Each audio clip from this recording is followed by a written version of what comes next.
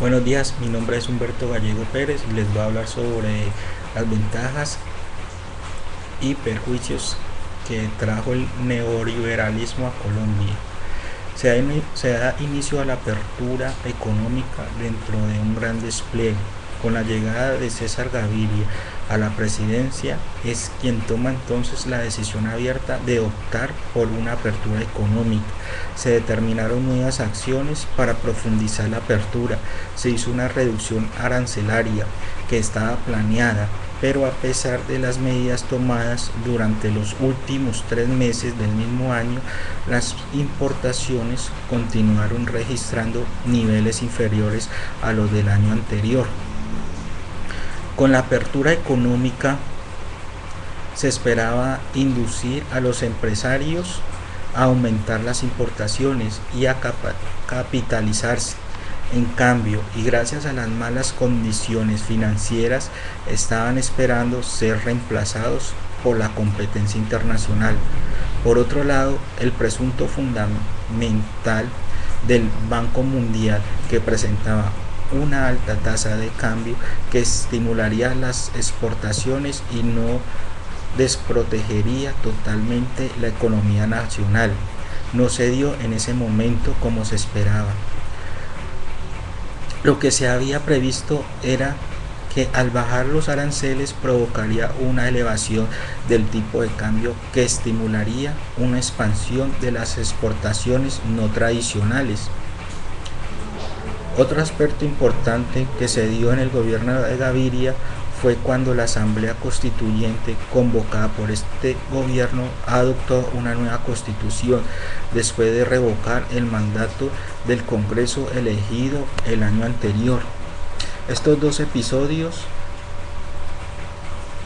conexos configuran la culminación de un proceso político puesto en movimiento por el gobierno Barco y fueron presentados por la élite neoliberal como las mayores realizaciones del proceso de modernización institucional, más conocidos como el revolcón que se convirtió en el gobierno de Gaviria en una prioridad.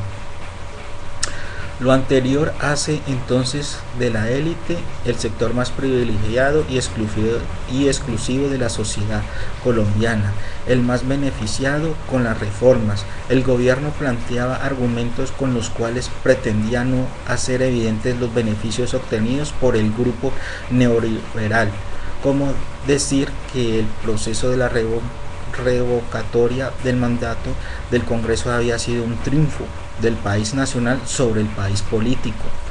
No obstante, la composición del nuevo Congreso contradecía tal planeamiento, lo cual se vio representado en el Congreso electo no mostró cambios reales. Gaviria se preocupó fundamentalmente en su gobierno por conseguir poderes que antes ningún presidente tenía. Entre esos, el manejo de la administración pública y la rama ejecutiva. El primer mandatario fue facultado para eliminar o fusionar entidades públicas y para modificar la estructura de los ministerios, departamentos administrativos y de otros organismos nacionales. Pero todo esto solo ha sido de carácter negativo para la administración de justicia en Colombia, y todo el poder adquirido por el presidente Gaviria ha hecho la administración una administración más caótica que nunca.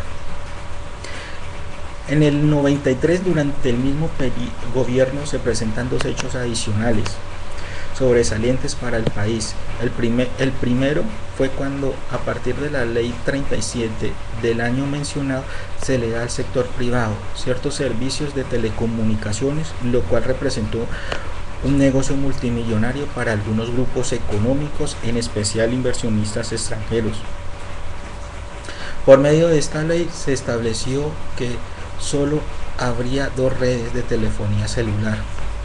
El segundo fue la ley 100 del mismo año, donde la seguridad social solo sería para aquellos trabajadores con ingresos estables con capacidad para pagarse sus propios servicios. Terminado el periodo de César Gaviria, asume la presidencia Ernesto Samper.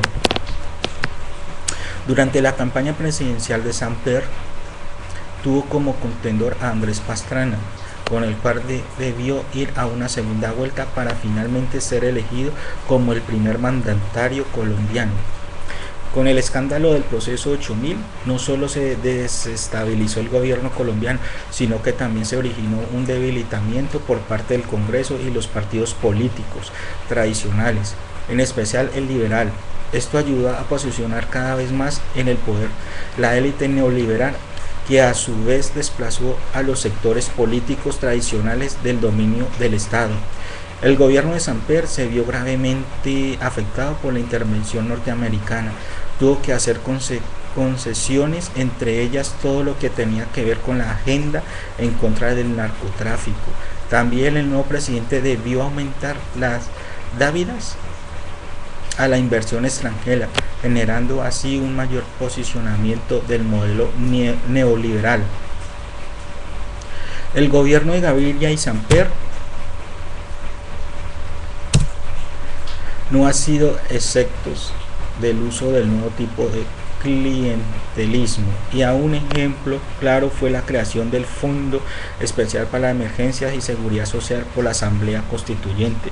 A lo largo de los últimos 6 años, el modelo neoliberal se ha reafirmado en su ejecución como en sus consecuencias sociales, políticas, económicas para el país.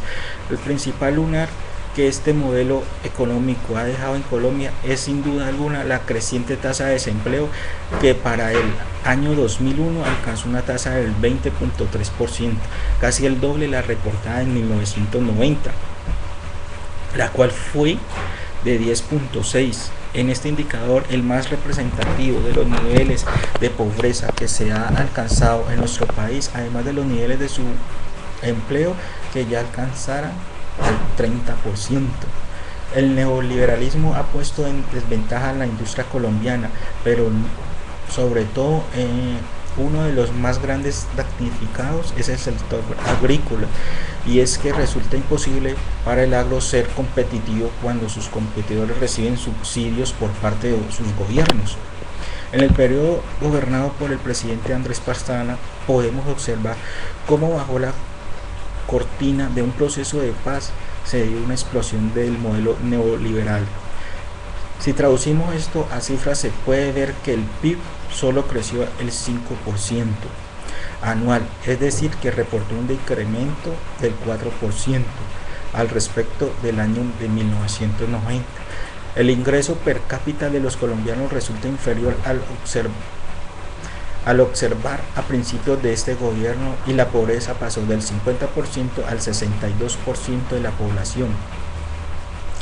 El mayor error del gobierno fue el confiar en el crecimiento económico del modelo neoliberal, aperturista, de exportación de productos básicos y de ensambles, sin tener en cuenta que los países socios y vecinos también estaban pasando o ya se encontraban en una crisis económica, lo cual vio reflejado en una reducción a las exportaciones. Las preguntas que surgen al respecto de la política neoliberal colombiana son innumerables. Sin embargo, resulta propio preguntarse: si Colombia realizó la implementación del neoliberalismo de forma tan diligente, ¿por qué se han dado resultados tan nefastos? El incremento del gasto público social, la reforma al régimen de salud, la nueva legislación laboral, etcétera. El problema del neoliberalismo radica en su concepción, ya que en este modelo fue creado pensando en los países industrializados, pudientes, lo cual no tiene problemas sociales, políticos y económicos de la envergadura de los problemas de los países latinoamericanos, y más concretamente Colombia. Es entonces que no puede esperarse que un modelo económico diseñado sin tener en cuenta la pobreza absoluta, por no decir miseria, el conflicto armado, la guerrilla, los paramilitares, la delincuencia común, la elevada corrupción, la marcada desigualdad social, el narcotráfico, el terrorismo y los intereses individuales, y eso que se nos escapa, muchos otros factores, funcione a la perfección, o por lo menos con más efectos positivos que negativos, en un país como Colombia, donde todos los males sociales, económicos y políticos parecen existir. Refiriéndonos al último año, es decir, el gobierno del presidente Álvaro Uribe Vélez, podemos ver que la reestructuración del Estado ha sido un punto clave en su política de gobierno, pero no es de las mayores medidas dentro del ámbito económico y de la mayor interés y expectativa despierta es la búsqueda del TLC, Tratado de Libre Comercio, y el ALCA, Área de Libre Comercio de las Américas. Sin duda alguna, aunque estos tratados buscan posicionar a los productos colombianos en el extranjero y bajo aranceles muy favorables, la realidad resulta peligrosa para Colombia, debido a que sobre todo el TLC proporcionará un mayor intervencionismo en el asunto político y económico de nuestro país, con las consecuencias que ello atrae. Estos nuevos tratados de libre comercio amplían el impacto del modelo neoliberal, aperturista, y el país que no se encuentre en condiciones sociales, económicas y políticas lo priva de la capacidad de buscar un desarrollo sostenible. Escándalo como un país productor de materias primas. Es así que si no se hace una reglamentación a conciencia de los tratados de libre comercio, buscando un beneficio de estos para los países que más lo necesiten. A través de la historia, Colombia ha sido dependiente de los factores políticos y económicos externos, los cuales han influenciado en las decisiones internas de nuestro país. Desde nuestra perspectiva, el neoliberalismo es negativo porque no ha reglamentado de acuerdo con las condiciones y necesidades reales de Colombia, puesto que se adoptó sin tener en cuenta las circunstancias tecnológicas, financieras, sociales y educativas, entre otras variables revelantes dentro del contexto particular. Otro Otro efecto desfavorable de esta corriente es la sectorización en el manejo de la sociedad, debido a que grupos con tendencia a ser cada vez más pequeños dominen los intereses comunes, convirtiéndolos en convivencias particulares, de tal manera que a los sectores menos beneficiados se encuentren ante la dificultad de alcanzar un verdadero desarrollo social. Bueno, en conclusión, considero que el Estado debe asumir directamente la provisión de bienes públicos como salud, educación, infraestructura vial, etcétera, dejando a la iniciativa privada la producción de los demás bienes, pero con una regulación fuerte que impida los abusos generados en el afán de lucro de la empresa privada. Eso es todo. Muchas gracias.